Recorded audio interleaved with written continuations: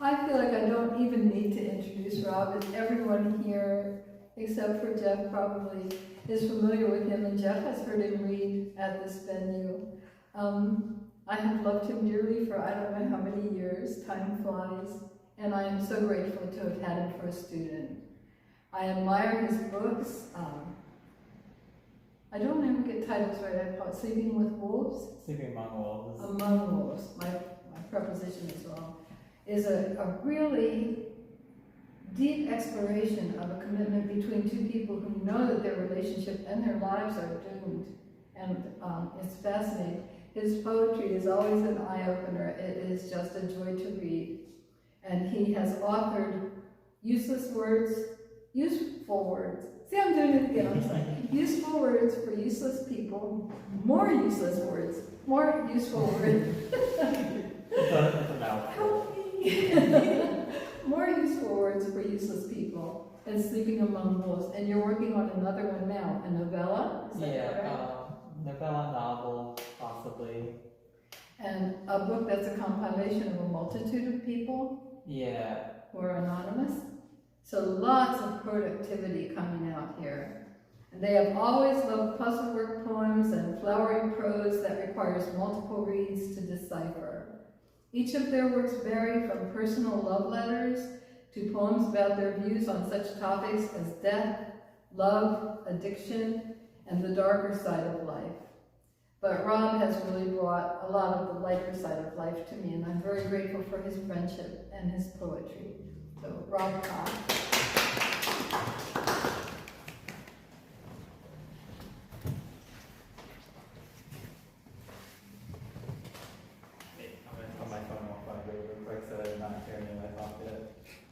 Okay, professionalism. Useful words for useless people. I've stood on a house covered dead dogs and war whistles. I've stood on the graves of people only remembered for the blocks that desperately display their titles. I've stood in silence because the hardest thing I've ever had to say is I have no clue what to say. Words are heavy unsaid and heaviest unthought. Reading further in the text that you don't send and the ones that you do, we're excited for a day that we don't know will come, so we ripped out our eyes just to see what they'd look like. We found ourselves standing underneath the moonlight. Our shadows constricted till the whole road was airtight, and though you died, I lacked the skill to articulate a remedy for death. How can I stop time with only these hands, what useless hands? I will not splatter words of a tongue that holds no value. I will not shed a tear over a mantle of a promise I periodically pander to only when I'm the one who prospers. I've constantly paraded myself as a pariah when I can no longer stand the presence of others. I claim my burdens as a singularity, like globe-laden shoulders that lack the ambition I inspire. You wasted death as I sit here wasting life, jotting useful words for useless people. Do you want us to clap after each work, or would you rather wait till everything? It doesn't matter. Thank you. Kissing Cancer. A doppelganger of monster beyond that of any Lovecraftian tale or conjure that waggles its putrid form, an intermixed sleeper agent that interjects itself within the ranks of self-formation of an unaware body, otherwise known to me as Mom. Part of her anyway. An alien hiding under alias of the woman I loved most, alienating her from the comfort of normality, thrusting her into the path of Cancer's rampage, and I sat and quietly cried, knowing I could do nothing, holding a time bomb stitched to the inseam of her very being that kept us all in high alert. Still, I could do nothing but await the storm. The dreams came every night, a hex bag that grew with the insanity of sleepless nights, and I kept a laugh track continuously looping in my knapsack, hoping that vain humor would somehow kill the indomitable beast, and perhaps it did, though more likely the treatment was the cure. Salvation was seen as the storm faded, the first day free of the foreign invader, and death no longer spoke in 17-syllable semantics. Looming in a distance far too close, and Cancer became a word uttered only in my dreams, a dream that even now repeats in a story toward its sideways glances to never again stare into the eyes of the storm.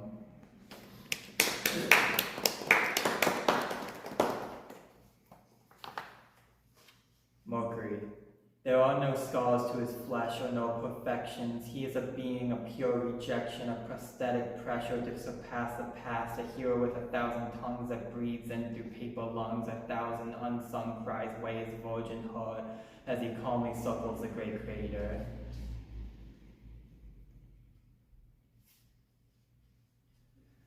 The misfortunes of a miscellaneous mind. I was born a powerful soul eating up fragile skin which dissolves and crumbles to dust with every day. Slingshot into an industry of giants, David against a room full of Goliaths, just another godless prophet proclaiming godly projects. It's unfortunate that the ones that create everything are the ones that own nothing. My name exists as a 10-letter numeric you can hold on 2 hands that conceals a desperate depression.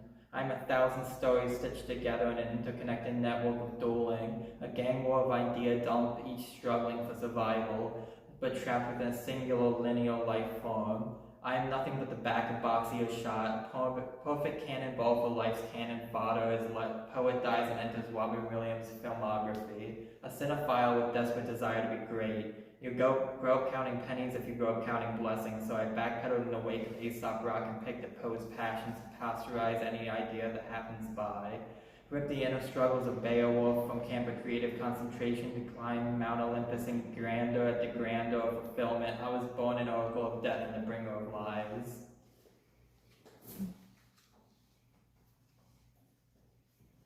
Venus. She lightly speckles a child in leeches. A ritual brought forth from the sky, for the sky, to the sky, purified in leeches, a face of just eyes that consumes the horrors brought forth by alien wearing similar skin. Love sprouts from the child, as does hate, the mocking of the damned briefly lit before the flames of rigid sun.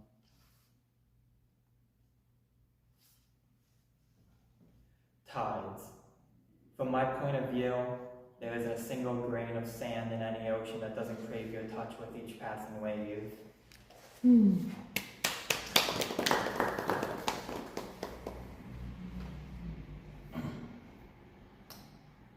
Co. I'd always dream of days like this. In these, you rest your hand upon my chest, and I'm finally something adjacent to happy. You are, in such a way, incomparable to everything I've experienced thus far. So kiss me like you were always meant to be. If every atom in every universe had ever been, then I have existed for eons, stretched across time and space, patiently awaiting your hands to call home. The ending of a universe happens every time I look into your eyes. Melting away at your core, I'd bleed for just a chance to hold you.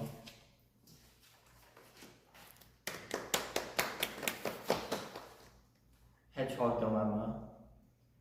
If he was ever found hard to love, tell him I'd grab the hilt of all the ways he's ever been considered flawed, and I will bleed in embracing their blade. Let me grip him like someone that's never been loved properly. Let me hold him like someone who's always been afraid of the dangers their hands represent. I will hurt him, by the very nature of my hands.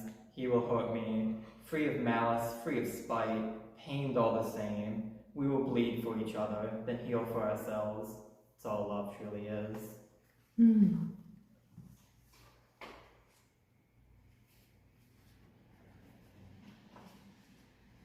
Earth. I am the corroded rock on which he stands, crumbled under blistered feet that taint fresh patches of snow, waxen in the bones that it holds. Far from the path foreseen as the drunk tramples first, his eyes dulled by artificial glaucoma that has been injected into his mind, cataracts spawning as he farther deteriorates, still planting fruit in the wake of his conquests.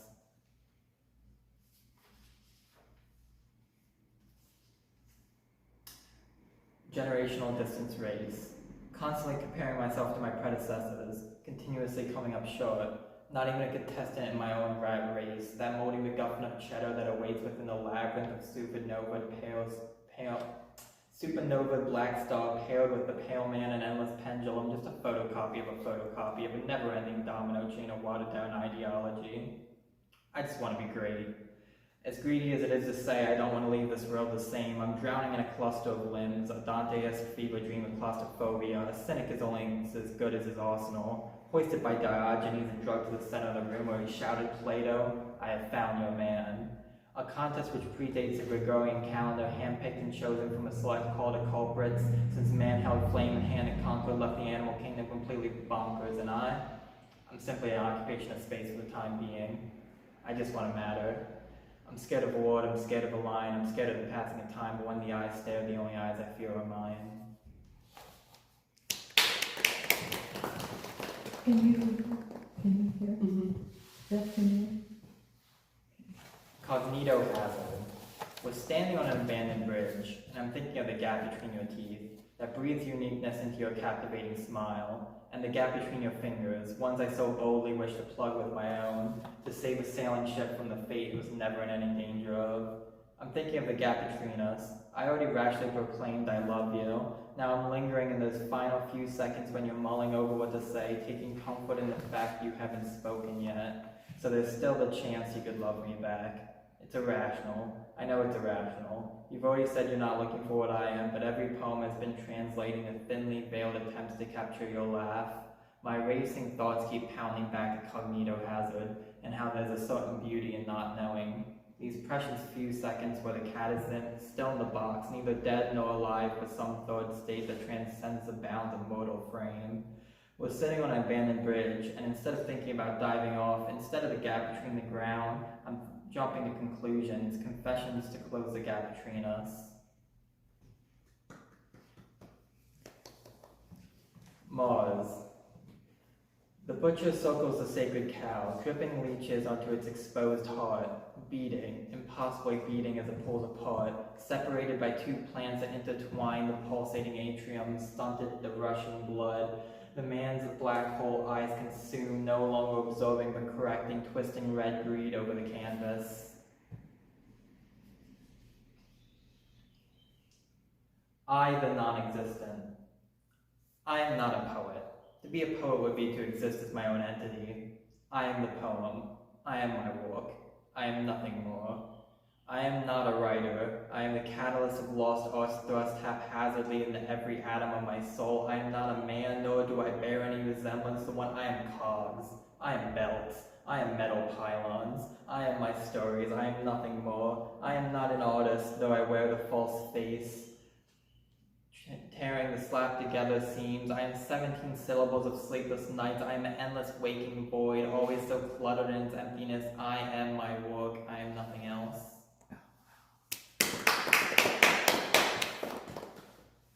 Little Death, please marry me in the back of my mind. Let's play make-believe and make mountains out of medication and pretend we aren't too fucked up to ever truly be together. Switching from I was born to love you to I will live to hate you is too bitter to believe. Please marry me in the back of my mind, far away from obtrusive hands, hands that turn Midas at your touch. We traded small deaths for smaller sparks, anything to feel.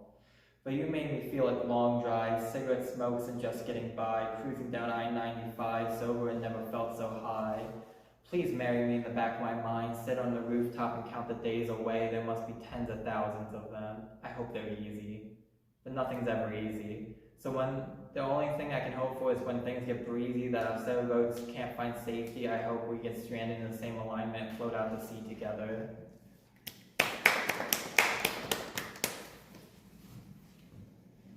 Those who walk into the tide. So I see you started smoking and other things I've noticed in the gap between when we spoke. Exploding air balloons that reach the soil just to drown, both boot theory. As one taps the ground, the other follows. So when you caught the chute, I hit the ladder. So I see you started smoking, cut your hair and changed your name like you killed the you that involved me. But your name's still a sleepless cell and nothing's farther than the view from halfway down. Cause she's the type of girl all love songs are about, and I'm the type all movies are made for. So let's just think of the art that could have been made about us.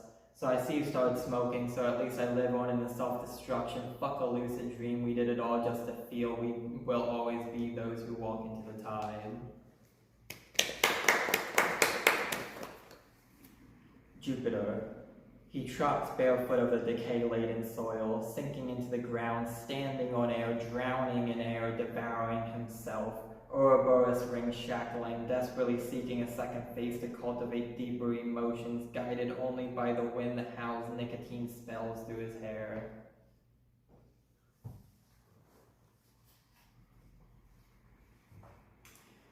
Uniformed musician. When I was a boy, I dreamed of being a musician. Feeling the twang of the guitar in my hands, screaming fans, bellowing chants, raising their arms in Nazi-like devotion. So when I was drafted, I dreamed. An AK-47 became my guitar, shredding its keys and blasting a melody so bold, strapped over my shoulders, I waltzed the battlefield. The crowd loved it. Damn did they scream. Screamed and balked for their comrades to tune in, and as I lit the air, I killed. I dreamed. Only 12 years of age, but with pipes worn from use, I sang. I sang in echoing screams and shattering cries. Sang into the mic of a scope as I eyed it down. Sang as bodies dropped before me like dominoes. Bandmates fell off stage in dives, caught only by the ground, but I was too drugged to care. Performers love drugs, because they're always too beautiful to bear, and I was no different than Elvis himself. I strung my violin against the throat of a traitor attempting escape, a symphony of his pleas. I spent a lot of time wondering later why so little their lives meant to me. As I dispersed my Mozart in uncanny flavor, and bullets riddle a sonnet, each chorus laced with blood and vomit, I was just a musician squeezing my life to art, and that was just reality that painful and deadly art could be.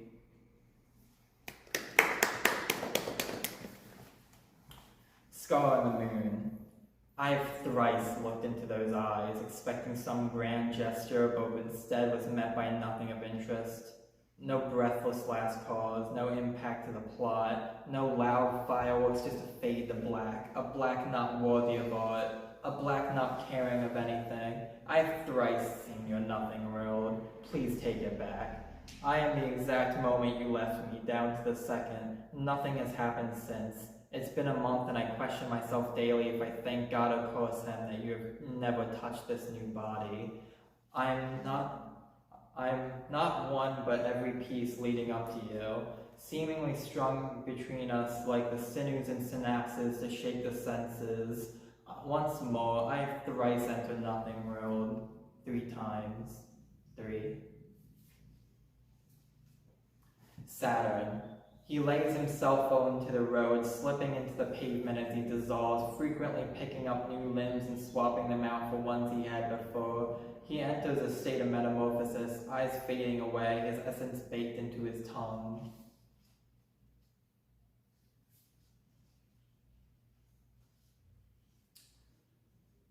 Buried as a Man, an ode to Brianna Gay. I'm begging you to bury me within my own skin, not this fucking cage of binary sin, this skin that gets to breathe, to live, to feel, to carry on to life expectancy, that gets the privilege of such luxuries as natural causes and gets to be the me I see within my head, not the tainted me, the me built on bounds of fear, of hate, of vitriol, or idealized fantasies whispered in sexual corners. I'm begging you to bury me within my own grave, not this fucking hole marked by another name. And I can still recall seeing someone like me old and gray and thinking, I didn't know we'd get to live that long. A martyr just to be called by my name, a body crafted of pitfalls and other trappings, tripwires and desperate desires to wear skin that finally matches, when my real identity is missing between poetry and scraping myself off bathroom walls. Let me exist. I'm begging you just to let me exist. To be buried, not as a man, but as me. I'm begging you to bury me within my own skin.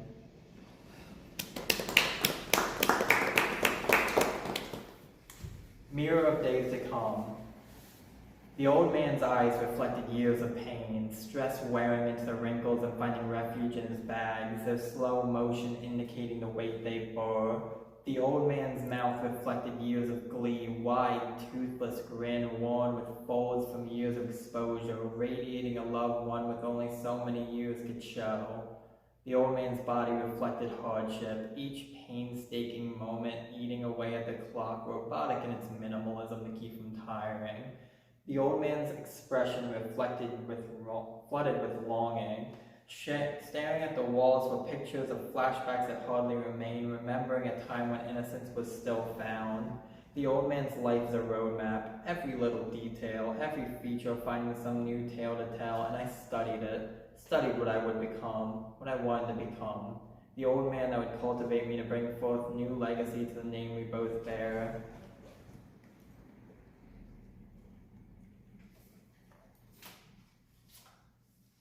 Uranus. Shambling, face masked in a veil of cloth, a mock Lazarus sealed within faded tomb, clashing his will against his return to hibernation, actively discarding rebirth as his hands clashed the walls, jotting anything of half relevance, in a spider web of paintings. Nothing will obstruct the eyes of those who refuse sight, no curdled tongue of gaping grace. Extinguished, faded to become the beast of passing. Some want it darker, others hold the flames. Other names to call me: cinephile, photographer, poet, author, the rotten core of a given name that lingers around past kins, or walking grave to immortalize a family's grief, diseased, mocked, afflicted, brief spark heralded by great fizzle, 17 syllables resting on a never-ending wave of self-disgust, incapable of change while craving more, faceless echo chamber of regurgitated past ciphers, the lingering strand of smoke perforating after a gunshot, or persistent burn of post-toke haze, shambling corpse headed nowhere, woman masquerading under the bloody skin of man, purveyor of churning marathons to race, 3 a.m. high with friends, capturing the remnants of genuine emotions. Nothing. They'll bail from something more.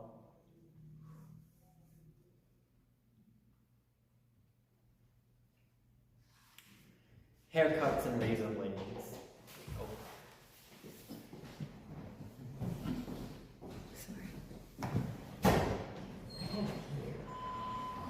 Haircuts and razor.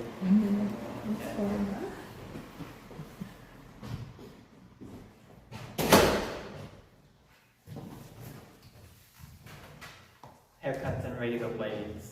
He's pastiche, he's spinning through his broken teeth. He's empty cheeks, a swallowed tongueless underneath, corroded sheath, molding his brain into the folding chair in a tower of razor blades counts a commodity. He idolized the mouthless face that screams into eternity, with railroad wrist straps mismatched to the fire, reflected in the iron. He chicken pox connects the dots for momentary bliss, over tethered arms and webbed toe fillings kiss. He's screaming through an empty face. He tried the yes, it didn't take. He's swinging for the other gate. He faded out the E for T, splits a second slit. His pen strokes crack veins so meticulous. He festers in the simpleness. He breaches passion briefly.